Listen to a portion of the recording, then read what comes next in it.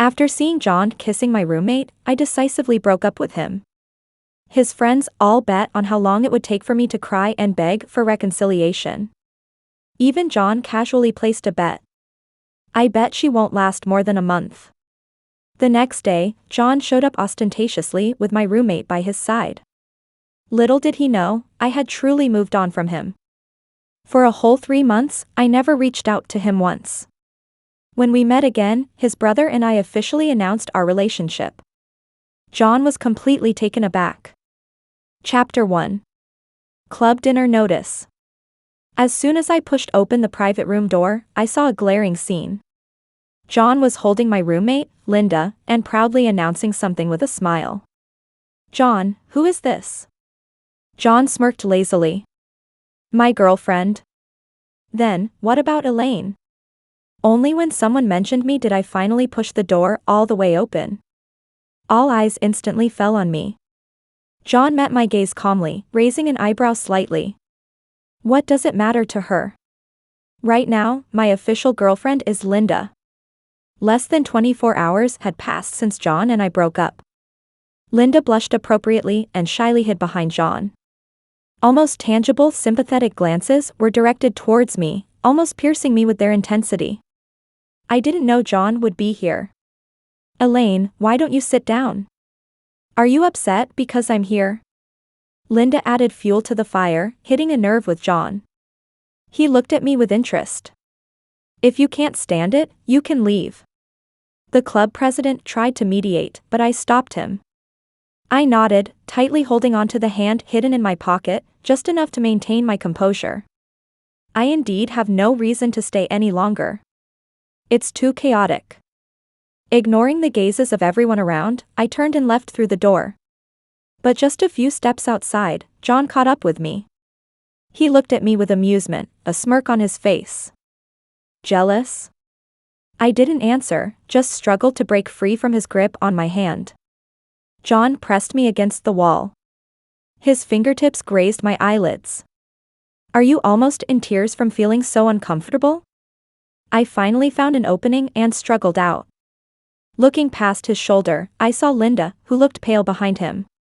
"Keep your boyfriend in check, don't let him go around disgusting others." Chapter 2. This time John didn't come after me. About 5 minutes after I walked out, I remembered I hadn't taken my bag yet. I had to go back again. Laughter echoed from the private room. "Just by looking at Elaine's expression, it doesn't seem like she doesn't like you anymore, so why did you break up?" I halted in my tracks. John smirked meaninglessly. "She was just being difficult." His friends kept teasing. "I'm sure she'll get back with John, wanna bet?" I bet 1 week. I bet 2 months.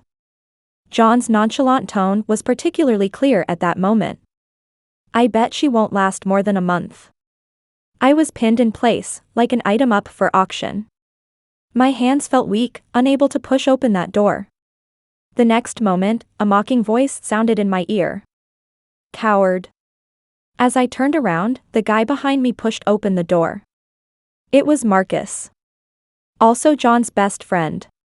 "Marcus, why are you here so late?" He ignored everyone, picked up my bag.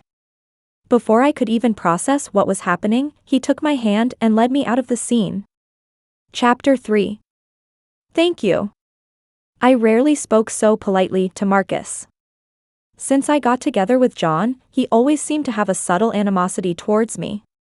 This was the first time he had helped me so unusually. "Did you break up?" He glanced at me. It was only then that I realized he was still holding my hand. I immediately awkwardly pulled away, then nodded. John's call came in at that moment. "Where did you go with Marcus?" John had always been nonchalant. It was rare to hear such a dark tone from him. "It's late, you're not going back to the dorm, what are you planning to do with a guy at this hour, huh?" The frustration of the night erupted at this moment. Without thinking, I blurted out. "Whatever you and Linda are up to, that's what Marcus and I are up to." After saying that, I hung up the phone, avoiding hearing his sarcasm. The eerie silence forcibly dragged me back, making me face the reality I had to confront. The guy lazily leaned against the wall, his eyes drooping as he looked at me. His tone was casual. "What did you say we were going to do?" Suddenly, I had an urge to bury my head in the ground. This was more embarrassing than hearing about John's bet. Marcus seemed oblivious to my numbness. He raised his eyes, motioning behind me. "A 6-star, a themed one. Which one do you prefer?" There was a hint of a smile in his tone. "Do you like the more formal one, or the more immersive one?" I closed my eyes, feeling desolate. I forced myself to change the subject with a stiff upper lip. I'll treat you to dinner? Thank you for helping me out." With a slight chuckle, Marcus finally accepted my peace offering. Chapter 4. But in the end, we didn't go for dinner. Midway, I dragged Marcus into a bar. "Are you planning to get that jerk drunk?" Marcus leaned against the counter, almost smiling. I shook my head. "Just felt like there were too many awkward things tonight, so let's numb ourselves with alcohol." Saying that, I chugged down a big gulp of beer. I was probably getting a bit tipsy. I foolishly forced Marcus to drink with me. He ended up having a higher alcohol tolerance than me. Alcohol really can lower a person's psychological defenses. In the early hours of the street, I tugged at Marcus's sleeve, pointing to the pink sign across the street. On it were written the two big characters, "Theme." What kind of themes do they have? Was it the Doraemon exhibition I saw in Japan 2 years ago? Or perhaps Barbie's Glitter Crisis theme park? The sparkling kind. After pondering for a few seconds, I politely asked, "Could you take me to experience it?" Before I could finish my sentence, my hand was grabbed. Marcus toyed with my palm, his tone probing. "Are you pretending to be drunk?" I shook my head. "I'm serious. I never knew that I became more coherent when drunk, which was a strange flaw." "Marcus, please take me there." The guy gazed heavily at me. After a moment, he approached me, his eyes deep. "What if you deny it tomorrow?" Marcus was too stingy. Was he afraid I wouldn't pay for the exhibition ticket? Unfortunately, my phone was turned off now, so I couldn't transfer money. I could only promise solemnly, I absolutely won't deny it." He seemed to be recording. Then he put away his phone and took a step closer to me. His hand caressed my cheek. His voice husky. "Do you reject it?" Instinctively, I leaned in. The warm and dry palm. I felt so comfortable that I involuntarily squinted. "I like it." Marcus's last line of defense collapsed. He held my hand. Interlocked fingers, we walked in. The receptionist at the front desk was hesitant. We're not prepared. Do you need any?" I was a bit puzzled, huh? Marcus paused, not turning back. He lightly pinched my knuckles, his voice huskier. "Let it come up." Chapter 5. In some ways, this was quite similar to a roller coaster experience. I sat in the seat, feeling the speed fluctuating between fast and slow. At times, the track was a bit bumpy, causing me to grab onto anything around me for support. Occasionally, I would even recall examples from the language textbooks I had studied. For example, the flower bud ravaged by wind and rain, barely clinging to life. The brimming granary, family members smiling and waving. We have enough anymore and the granary won't be able to withstand it. Fragments overlapped and alternated in my mind. The final scene was one I had seen at my grandmother's house when I was a child. The back hill caught fire. The fierce flames were finally subdued by a sudden downpour. Marcus was like an athlete who had won first place in a track event, crossing the finish line triumphantly. He chuckled lightly, extinguished. Chapter 6. Having no memory after a hangover is the most terrifying thing in the world. Just as dawn was breaking, I fled in disarray. My phone was still turned off. As I walked downstairs to the dormitory, I saw John standing there as well. Dew clung to his shoulders, as if he had been standing there for a long time. Where did you go? His tone was flat, yet it sent shivers down my spine. I intended to walk past him. It's none of your business. John's hand holding a cigarette gripped my wrist. The flickering tip of the cigarette was inches away. Are you out of your mind, John? I've been waiting for you all night, and you didn't come back. Your phone has been off the entire time. John stepped closer. Elaine, you better not tell me that there's something between you and Marcus. The storm brewed in the eyes of the guy in front of me. It's a sign of shattered reason. I couldn't help but feel a bit frightened, continuously stepping back. Don't push me to go crazy. He suddenly laughed, chilling to the bone. I'll kill both of you. Scum. I felt absurd. You cheated, I broke up with you, and you still want to limit my interactions? It seemed like he wasn't listening to any words anymore. As he made a move forward, the dormitory manager came out to hang clothes. She happened to pull me back into the dormitory building. But we bumped into Linda at the entrance. She didn't seem like she had just come downstairs. Are you proud of yourself? Her eyes were slightly red. My mind was in chaos, and I didn't react. What? What's the point, Elaine? She continued speaking to herself. John admitted to my face that I'm his girlfriend, and he can publicly humiliate you for me. You mean nothing to him in his heart. So I suggest you don't think too much. I leaned against the wall, enduring the soreness in my waist. Casually, I replied. Like him, you mean nothing to me here either. I didn't have time to argue with her anymore. I had to take a shower immediately. Without waiting for her response, I went straight back to the dormitory. I didn't notice the malicious look she cast my way, having managed to avoid John. Just as I turned on my phone in the dorm, Marcus's call came through. I instinctively hung up. Immediately, a message popped up. Marcus? ?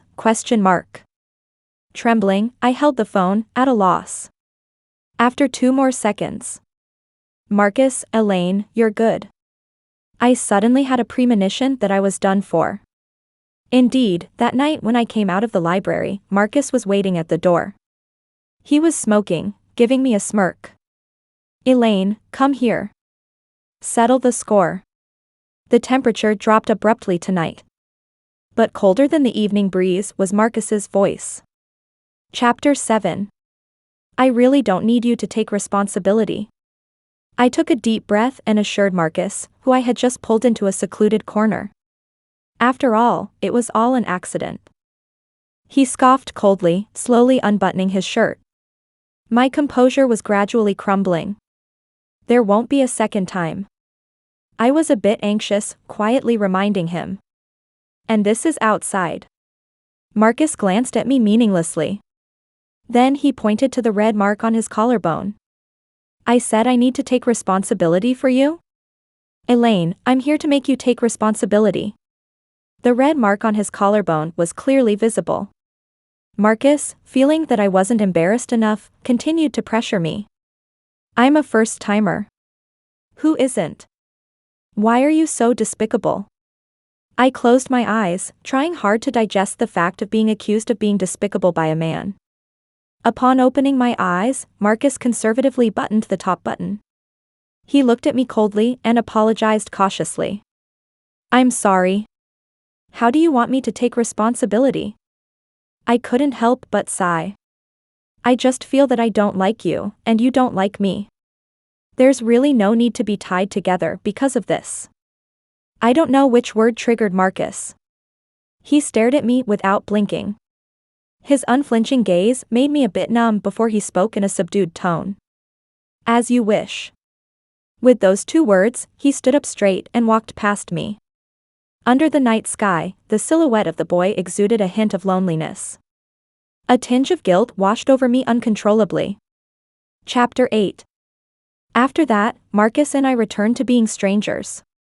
Even when we crossed paths, he didn't hesitate to avert his gaze. As if nothing had ever happened. On the other hand, John began acting irrationally again. Judging by Marcus's attitude, there wasn't really anything between you two that day.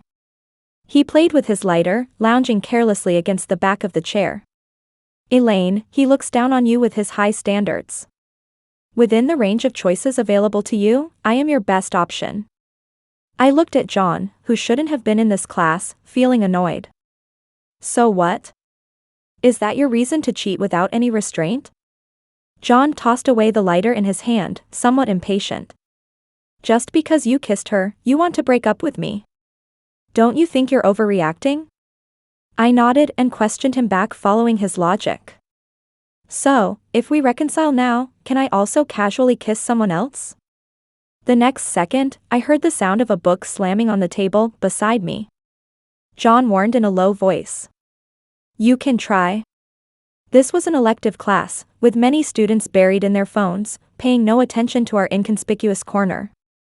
John gripped my shoulder, not allowing me to escape.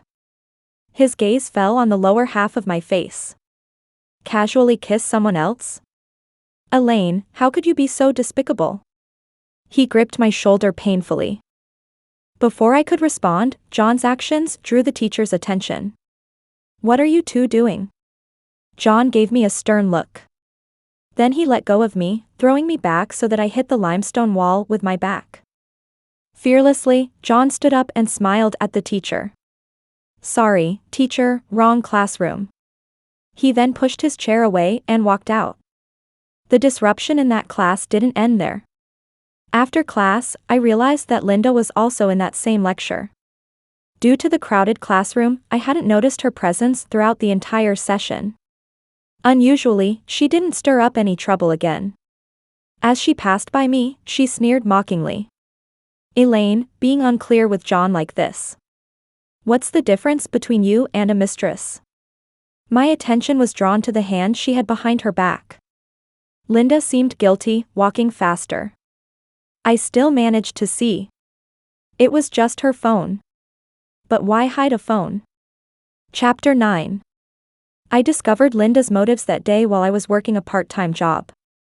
The cat cafe where I worked recently had a new promotion.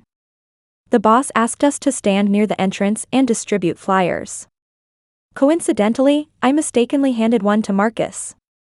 At that time, I was in a short-sleeved top and a short skirt, wearing the black and pink cat ear headband required by the store. Around my neck was a black satin choker. Sorry, I got the wrong person. I pursed my lips, considering taking back the flyer. Can't I go? Marcus's gaze shifted from the cat ears on my head to my neck, then finally took the flyer. No. Since I finished handing out the flyers, I had no choice but to lead the way with determination. I tried to minimize my presence. But Marcus didn't give me that opportunity. What kind of event is this? Can you introduce it? His emotionless face made me feel like he wasn't the type to enjoy a cat cafe. I politely smiled and began explaining. It's mainly about playing with the cats, making DIY toys for them, taking photos with the cats, and getting the pictures washed for free.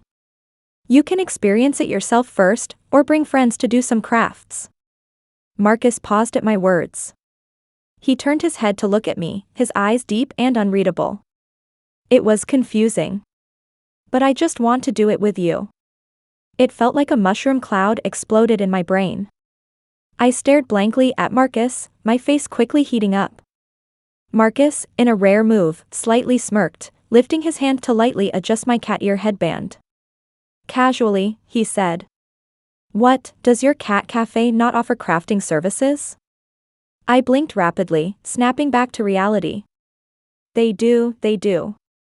With my head down, I walked ahead, leading the way. Today, the temperature seems unusually high. I raised my hand to my face, fanning myself to cool down. Chapter 10. Helping Marcus make a cat toy wasn't a simple task. The main challenge was that I had to constantly be mindful of the length of my skirt when bending over. Marcus quickly noticed. As he stood up to offer me his chair, he said, "Asking for trouble?" I was taken aback, following Marcus's gaze behind me. A guy was pretending to stand nonchalantly behind me, his arm almost touching the hem of my skirt.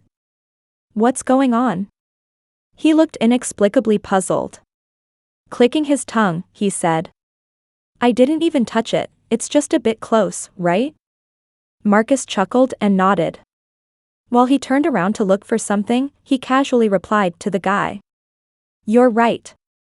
Before the guy could react, a thin bamboo stick used for the cat toy was right in front of his eyes. Just a bit close, right? One was terrified to the point of not daring to flinch, the other was in complete control. The difference was crystal clear. Marcus. I whispered to him. With the stick still in place, he calmly looked back at me. Let me hear what you want to say, little saint. Did he think I was going to plead for mercy for the creepy guy? I vehemently defended myself. I just wanted to say, you misplaced the stick. I grabbed his hand and slid it down the creepy guy's clothing. What are you guys up to?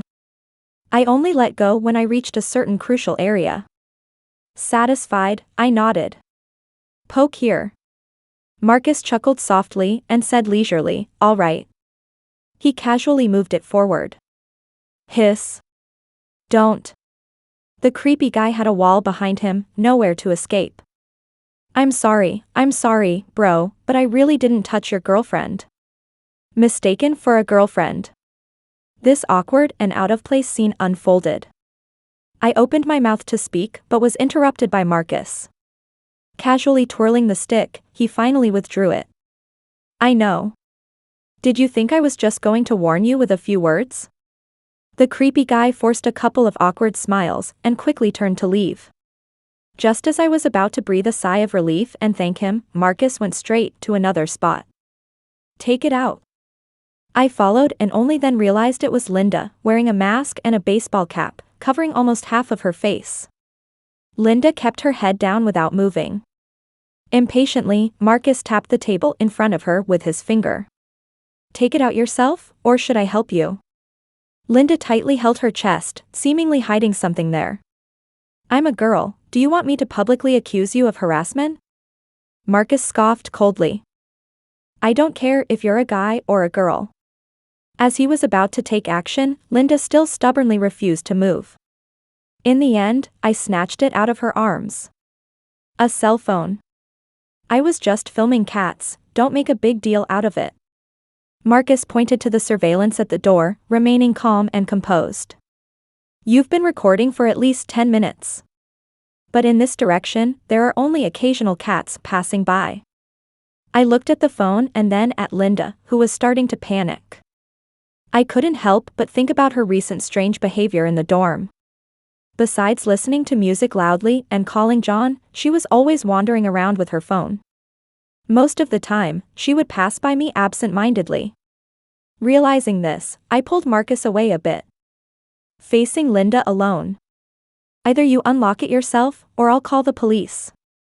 Don't call the police. Linda, still not in a rush to unlock the phone, kept explaining. Elaine, I really don't have any other intentions. I coldly watched her stammering and trying to cover up. I just thought you were pretty, so I collected photos randomly. Unable to resist, she tremblingly unlocked her phone. I opened the photo album. Scrolling down, it was mostly pictures of me. There were ones from earlier, nearly touched by the creepy guy. There were ones of me in the dorm wearing a nightgown. She even took a photo of me wearing only a tank top without my knowledge. I'm sorry, Elaine, I'll delete them now. If you don't like me taking pictures of you, I'll delete them immediately. Ignoring Linda's apology, I went straight to the police. Chapter 11. The police officer placed a chat screenshot in front of us. John's birthday is coming up, and I plan to give him a watch, but I don't have enough money for it. The other person replied. Aren't the flowers of your department in your dorm?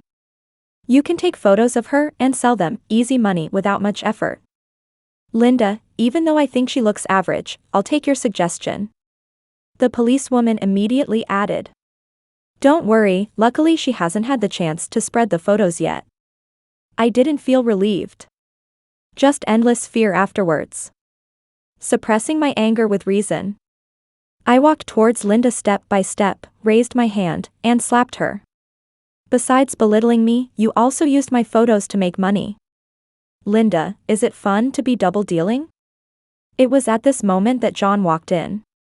The policewoman looked young, with no hint of worldliness in her eyes. After symbolically scolding me a couple of times, she gave Linda a disapproving look and left. Caught off guard, I was pushed by John. "Are you crazy?"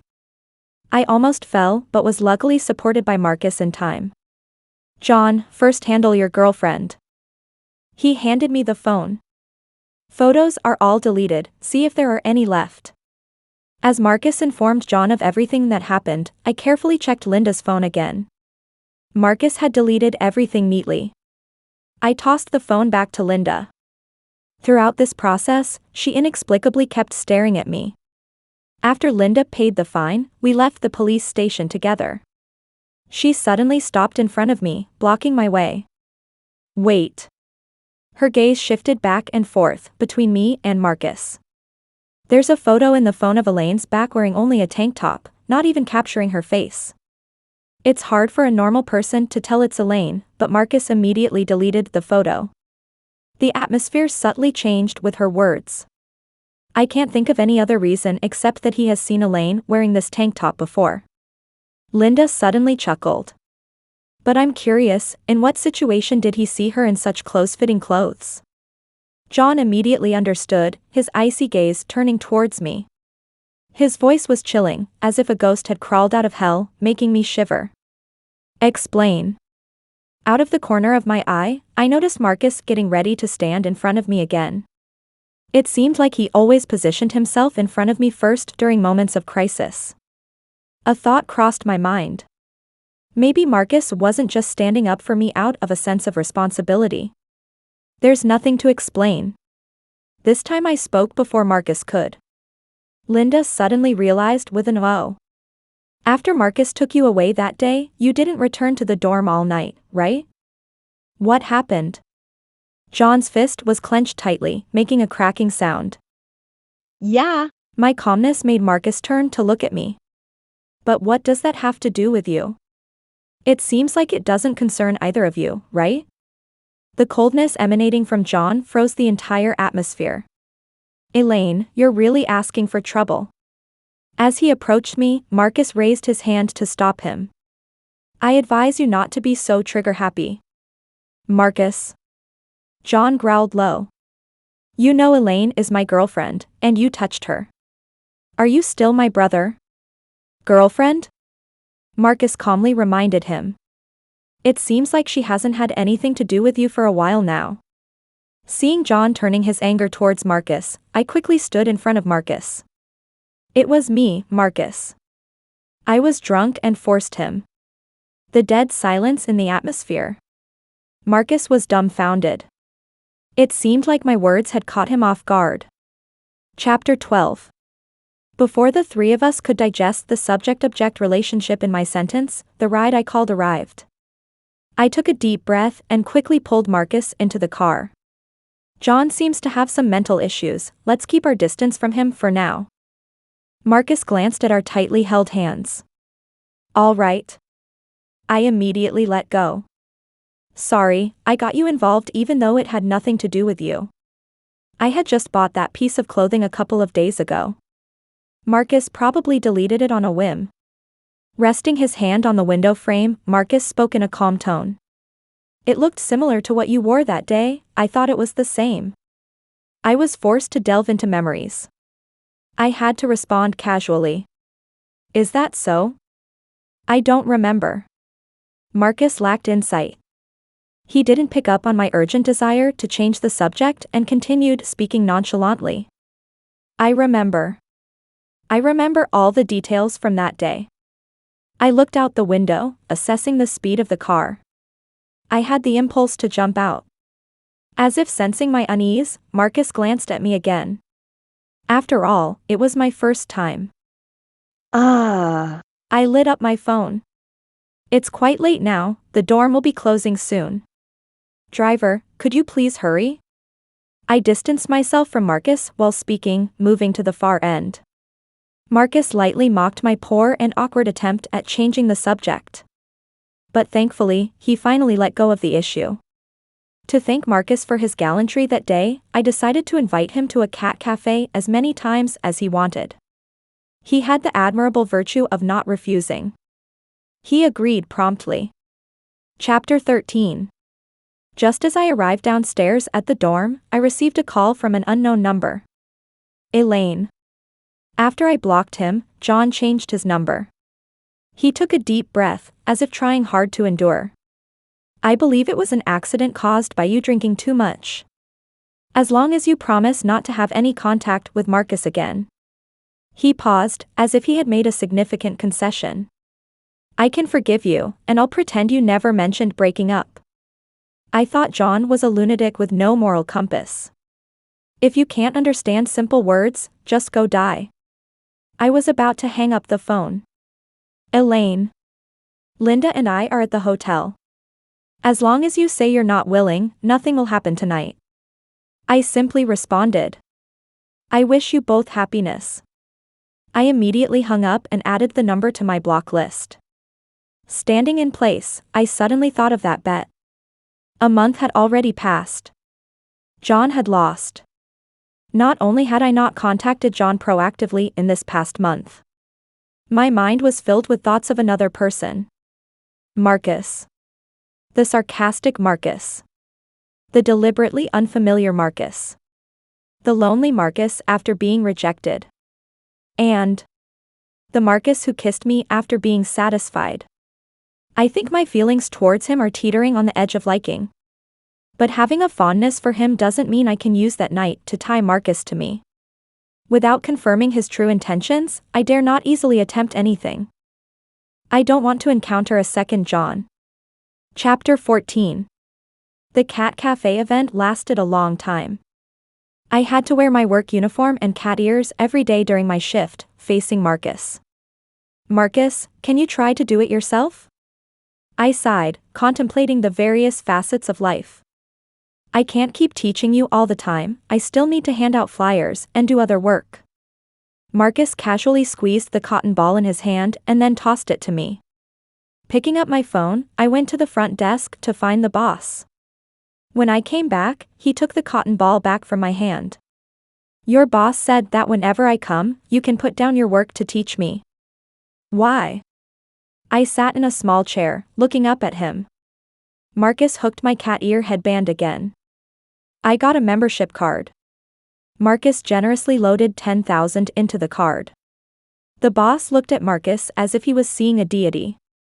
So, what's the next step? Marcus held a cat toy full of girlish charm. I didn't answer, just quietly watched him. Marcus noticed and put down the toy. What's wrong? Are you trying to pursue me? I was indeed a bit embarrassed. But I couldn't think of any indirect way to express it. Marcus casually acknowledged with an Lowering his eyes, he restrained his emotions. As if he didn't care about anything. I nervously fidgeted with my fingertips. But I said you don't need to take responsibility, you really don't need to worry about that time. Marcus picked up another small stick and began to repeat the previous steps. There was a hint of weariness in his casual tone. It has nothing to do with that time. As he applied glue, Marcus said. I already liked you. At that moment, I was especially grateful that the ears on my head were fake.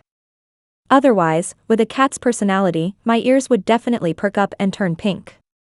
The gentle golden light softly fell on the boy's eyelashes. His last sentence echoed in my mind. Everything around me fell silent at that moment. I heard the sound of my heart beating. Just as I was hesitating whether to agree to Marcus so quickly, a sudden unexpected event helped me make a decision. My period had been delayed for half a month already. I recalled a certain moment during that time. Marcus's breath was unsteady. It's already over, Elaine. I felt like I had drunk fake alcohol, hugging Marcus frantically. What are you talking about? The roller coaster suddenly stopped at a certain point due to a problem, and I, disregarding safety, just kept begging the operator to keep it going. Begging him not to stop my roller coaster. The operator seemed helpless too. But he couldn't resist my pleas. He just said, Elaine, you're not responsible, that's all. But after experiencing the roller coaster, I chose to run away immediately. After that, I completely forgot about it. Chapter 15. I bought a pregnancy test kit with a hint of luck. Looking at the bright red lines, a wave of dizziness rushed into my brain. My temples throbbed faintly. Unconsciously, I opened Marcus's chat interface on my phone. But I couldn't type a single word. This kind of thing should be said face to face. I touched my abdomen. I deliberately added a coat to the promotional dress at the cat cafe today, feeling lost as I waited for Marcus. But when I saw him, my words suddenly couldn't come out. I stood at the door, watching a scene not far away. An exceptionally cute girl was chatting and laughing with another boy. Marcus's face seemed to be covered with a layer of frost. He walked straight to the girl, pulled her to his side, said something to the boy, and then walked away with the girl. Clearly, it was a jealous act. The girl didn't mind, happily linking arms with Marcus. The sensitization of emotions was magnified at that moment. Tears instantly welled up in my eyes. A scumbag like him should be eradicated. I sniffed, already starting to imagine myself lying on the operating table to remove the baby. What's wrong? The scumbag I had just cursed was already standing in front of me, completely unfazed, with that cute girl. Her eyes sparkled like a spring, false eyelashes flickering. Hey, why is this little girl crying? I instantly froze. That rough voice almost scared my child away. Marcus saw me petrified and directly grabbed the girl's neck in a fierce manner. If you dare to dress up as a woman again and deceive people, I'll strip you naked and throw you on the street. The next second, the black straight wig was just dangling in front of me. Mechanically, I shifted my gaze to the boy's face in front of me. Hey, did I scare you, little sister? I haven't had a chance to introduce my gender yet. He cleared his throat. I'm Marcus's roommate, a straight guy, but that doesn't stop me from being a beautiful woman. Oh, right, I remember you. Last year's campus beauty pageant, you were third, I was one place ahead of you. While I was still processing the information, the cross-dressing boss was already chased away by Marcus. What were you crying about just now? He brought up the topic again.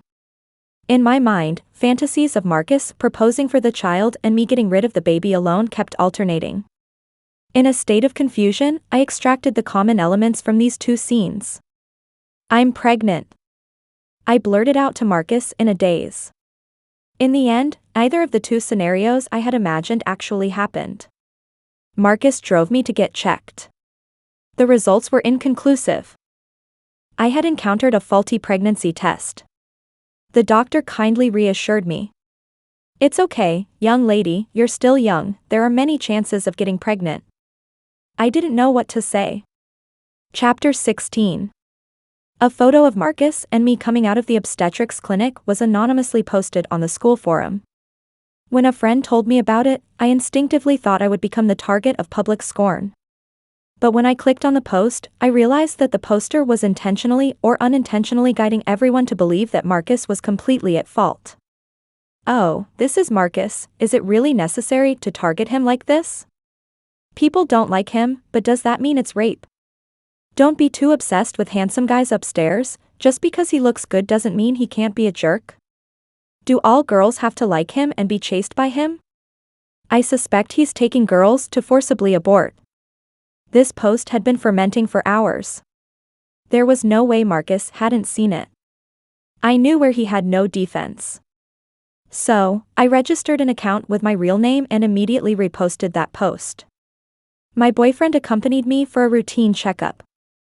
The poster intentionally led to mudslinging at my boyfriend and violated our privacy. I have reported it to the police for handling. Apart from John, no one else could have done this. Instead of arguing with him, it's better to have the police invite him for a chat. Just 2 minutes after sending the reply, I received a call from Marcus. Even though it was him calling, the one who answered in silence was also him. I let out a sigh. Marcus, why didn't you defend yourself against the mudslinging? Are you a punching bag? Marcus's tone was indifferent. The post wasn't wrong. It's not right for someone without a proper status to accompany you to the hospital for a pregnancy checkup.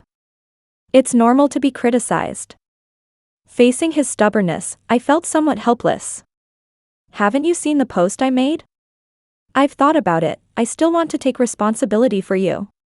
Marcus's voice still lacked emotion. Never mind, Elaine. If it's just about taking responsibility, then forget it. It's meaningless to morally pressure you like this. I was speechless for a moment. He's so melodramatic. I felt like I was coaxing a little princess. Marcus, it's because I like you that I want to take responsibility for you. Can you be happy now? After 2 seconds of silence, Marcus asked. Where are you? I told him my location, and 5 minutes later, I saw Marcus running towards me. Do you really like me? He pursed his lips tightly and asked seriously. I realized that my casual confession had only added to his uncertainty. So, I took a step forward, hugged his waist, and buried myself in his black hoodie. Sincerely and gently, I reassured him. Yes. I really like you. I only like you. I like you the most. The next moment, I was hugged back. The atmosphere gradually warmed up. But John's sudden appearance brought it back to freezing point. What about me? The lingering shadow. Feeling annoyed, I wriggled out of Marcus's embrace. John, surprisingly, didn't explode in anger, his voice was very soft. I broke up with Linda a long time ago, nothing happened between us. But Elaine, you seem to not care at all. No wonder Linda came back one day crying, not only moving out of the dorm, but also applying to change majors for the next semester with the counselor. The class monitor imitated the counselor's tone to gossip. With your number of failed subjects, I think repeating a year is more suitable for you than changing majors. I gradually came back to my senses and looked at John across from me. He stood in the wind, looking a bit frail. Even so, you clearly guessed that I was the one who posted, yet you're not willing to give me a call. His voice choked up a bit. Elaine, I don't understand why we ended up like this. So annoying. If you don't understand, just go die. I had no patience for his drama. I quickly dragged my boyfriend away from the scene. Good thing you're not sharing a room with this kind of lunatic. I whispered in relief. Chapter 17. Why did you bring me here? I dragged Marcus to the most remote little park in the school. Here, John won't be able to find us. He's a bit directionally challenged, doesn't even know there's a tiny park on campus.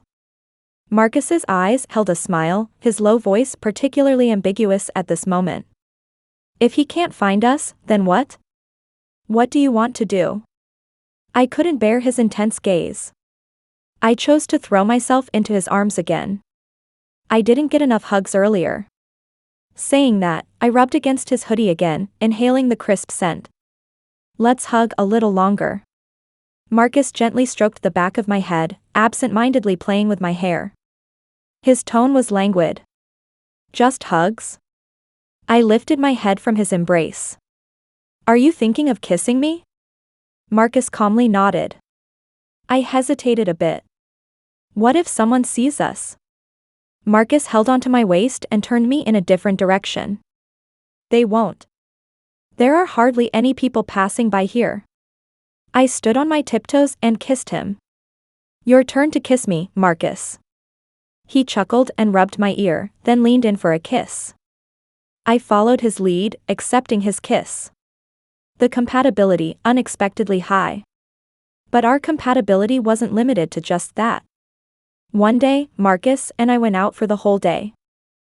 In the evening, we passed by a newly opened themed hotel. Marcus stopped in his tracks, looking at me with hidden intentions. Wanna try something new? Holding on to curiosity and a thirst for knowledge, I followed Marcus inside. I knew it. A new round of roller coaster was about to begin.